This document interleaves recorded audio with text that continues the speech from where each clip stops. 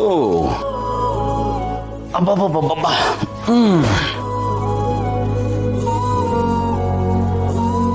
ಎಷ್ಟು ವರ್ಷಗಳಾಗಿತ್ತು ನಾವು ಈ ರೀತಿ ಆಚೆ ಬಂದು. ನನಗಂತೂ ನಾವು ಮದುವೆ ಆದಮೇಲೆ ಫಸ್ಟ್ ಟೈಮ್ ಜೋಡಿಯಾಗಿ ಚಿಕ್ಕಮಂಗ್ಳೂರು ಹೋಗಿದ್ದು ನೆನಪಾಗ್ತದೆ.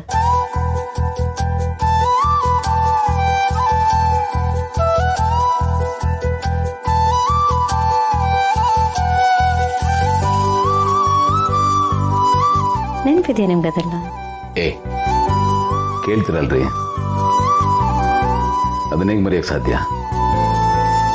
ನಾವಿಬ್ರು ಒಬ್ರಿಗೊಬ್ರು ಪ್ರಪೋಸ್ ಮಾಡಿದ್ದಲ್ಲೇ ಅಲ್ವಾ? ನನ್ನ ಪ್ರೀತಿ ಅಧಿಕೃತವಾಗಿ ಶುರುವಾಗಿದ್ದಲ್ಲಿಂದಾನೆ. ಅದನ್ನ ಹೇಗೆ ಮರೆಯೋಕ್ಕೆ ಸಾಧ್ಯ ಹೇಳಿ? ಇಲ್ಲಿಗೆ ಯಾಕೆ ಕರ್ಕೊಂಡು ಬಂದ್ರೆ? ಭೂಮಿಕಾ, ನನಗೆ ಗೊತ್ತಿಲ್ಲದ ಹಾಗೆ ನಿಮ್ಮ ಮೇಲೆ ನನಗೆ ಪ್ರೀತಿ ಹುಟ್ಟಿದೆ. ಮುಂದೊಂದಿನ ನಾನು ನನ್ನ ಆಟೋಬಯೋಗ್ರಫಿ ಬರೆದ್ರೆ ಅದರಲ್ಲಿ 2 ಪಾರ್ಟ್ ಇರುತ್ತೆ. ಒಂದು ನೀವು ಬರೋಕ್ ಮುಂಚಿದ್ದು ಬ್ಲ್ಯಾಕ್ ಅಂಡ್ ವೈಟ್ ಇರುತ್ತೆ, ಇನ್ನೊಂದು ನೀವು ನನ್ನ ಜೀವನಕ್ಕೆ ಬಂದ ಮೇಲಿದ್ದು ಅದು ಕಲರ್ಫುಲ್ ಆಗಿರುತ್ತೆ.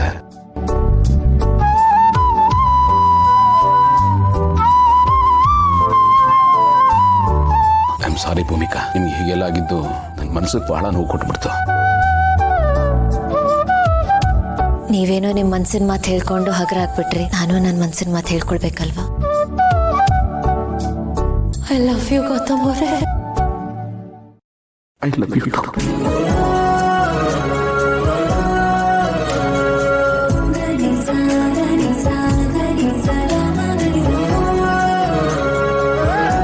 ಎಷ್ಟು ಸ್ಪೆಷಲ್ ಮೂಮೆಂಟ್ ಅದು ನಿಜವಾಗ್ಲೂ.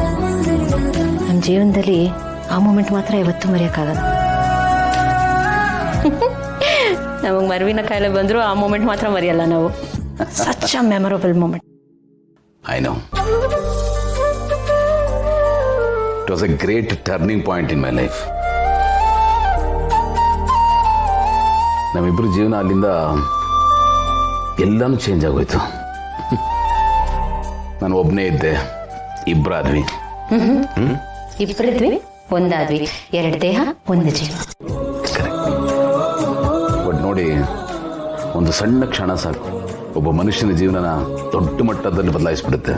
ಒಂದು ಸಣ್ಣ ಹೆಜ್ಜೆ ಸಾಕು ನಮ್ಮ ಲೈಫ್ ರೂಟ್ನೇ ಚೇಂಜ್ ಮಾಡಿಬಿಡುತ್ತೆ. ಭೂಮಿಕಾ, ನಿಮ್ಗೆ ನೆನಪಿದೆಯಾ ಅವತ್ತು ಆ ಡೈನಿಂಗ್ ಟೇಬಲ್ ಹತ್ರ ಏನಂಗೆ ಪ್ರಪೋಸ್ ಮಾಡಿದ್ರಿ? ಎಷ್ಟು ನರ್ವಸ್ ಆಗಿದ್ರಿ ಗೊತ್ತಾ ನಿಮಗೆ? ಯಾಕೆ ನೀವು ನರ್ವಸ್ ಆಗಿರ್ಲಿಲ್ಲ? ಅಯ್ಯೋ, ನರ್ವಸ್ಸಾ? ನನ್ನ ಆರ್ಟೆ ಬಾಯಿಗೆ ಬಂದ್ಬಿಟ್ಟಿತ್ತು. ನನಗೂ ಅಷ್ಟೇ ಕೈ ಕಾಲೆಲ್ಲ ನಡುಗ್ತಿತ್ತು. ಆದರೆ